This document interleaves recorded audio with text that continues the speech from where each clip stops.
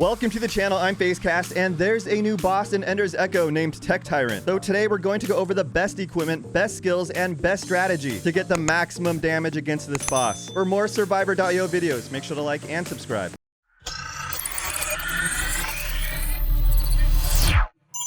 We're going to treat this like a normal Ender's Echo match and use the red kunai, as well as all red S-grade Eternal gear, including red Voldwaker Treads. And I kind of prefer these over Eternal boots because they will allow you to deal a little bit more damage. They have this red skill down here that says Predator, increases proportionate damage against enemies with lower movement speed. So you can deal a lot of damage to bosses if you use Voldwaker Treads. In addition, Voldwaker handguards will allow you to deal more damage to bosses, but I also like Eternal gloves because they will allow you to deal more crits. It will increase your crit rate and crit damage. We're also going to use the red Eternal suit because it will revive us twice during battle, and that will increase our attack and movement speed each time. In addition, the Eternal belt and Voldwaker sash will increase the revival effect by a percentage. The best weapon to use is probably the kunai, but I've been able to deal a lot of damage with the Revolver. However, it's very hard to use. The Gatling gun isn't too shabby, but that's also very hard to use, and the S-grade weapons can be effective, and then we have the bat and katana behind them. When it comes to which survivor you should use, your highest level survivor is probably the best survivor. But Worm's listening bug skill will allow us to deal more damage to bosses, so that's what we're going with today. Here's Tech Tyrant. Let's take him on for the first time. As you see, we're using Worm, and Worm is probably the best survivor to use in Ender's Echo. The skills we are looking for are the drones. I also want to grab the lightning emitter. We now have both drones. There we go. And we can grab the ammo thruster to increase the speed of our bullets, which will pretty much increase the speed of our kunai and allow it to have better accuracy. A good strategy is to upgrade your weapon, evolve your weapon as fast as you can. Also, try to evolve the drones as fast as you can. And that way you can deal a lot more damage. Look at this. He is also going to spawn a turret here. The listening bug is also a great choice. It will allow us to deal more damage to the boss. It's kind of like the high power bullets in a weapon skill slot. I'm also going to grab the energy cube to decrease our cooldown. It's very effective here in Ender's Echo. Let's get that DPS up. And as you see, around the 1 minute mark, you can take a death for the revival effect. This is when the bosses can pretty much deal more damage. Also, did you see that our shield was activated? When it is activated by the Eternal belt, we can deal about 50% more damage for 3 seconds. So if we use the Eternal belt, whenever we are immune to damage, we will get an attack boost by 50%. Here's the Koga Ninja Scroll. The Koga Ninja Scroll is also a great choice. Not only does it evolve with the kunai, it will make the biofuel more valuable on the ground. So you can pretty much level up your skills faster or evolve skills faster. In addition, we can take 2 deaths here at the 1 minute mark. I know it's 149 right now, but you can take 2 deaths for an even bigger boost, and that's exactly what we just did right now. You want to do it as early as you can around the 1 minute mark though, and then after that you have to stay alive. Now you cannot exactly kill these turrets, but you can try to avoid these energy orbs and keep on trying to deal damage to the boss. We're taking a lot of damage here. Let's go grab this magnet. Nope, we died. This isn't that much damage, so let's keep trying again. We're going to want to find the high power bullet as well to increase our attack by a percentage. So if we find the high power bullet and use the listening bug, we can deal a lot of extra damage to the boss. Here's the high power bullet, and here's the listening bug. Now we have both drones. That's exactly what we're looking for. And here is the Koga Ninja Scroll. You might want to run from gold orb to gold orb and try to use magnets here effectively. You can grab a bunch of skills. I'm also using sports shoes because sports shoes will increase our movement speed, and since we are wearing Voldwaker Treads, we can in theory deal more damage to the boss if we take advantage of the legendary skill. So when all is said and done, you want to use the kunai, you want to use the drones, you want to evo them as well. So doing everything in your power to get that done is how you're going to be able to deal a lot of damage to this boss. And there's the Spirit Shuriken. It's after the 1 minute mark, so let's take a death right here, and let's take a second death. Come here, buddy. There we go. We have died twice, so our movement speed and our attack will be increased by a percentage. We have about 30 seconds left. I want to keep on following the boss as close as I can, even though he keeps on dealing damage to me. We would be very lucky to find a magnet on the ground right now. All right, here we go. We dealt more damage that time, 7493. Still not a lot. We'll have to keep on trying more. The Spirit Shuriken had 62%, followed by Type B drone with 21%. And just like that, we're in second place. Thank you so much for watching. If you have any questions or tips, leave them in the comments below. Smash like and subscribe. I'll see you guys later.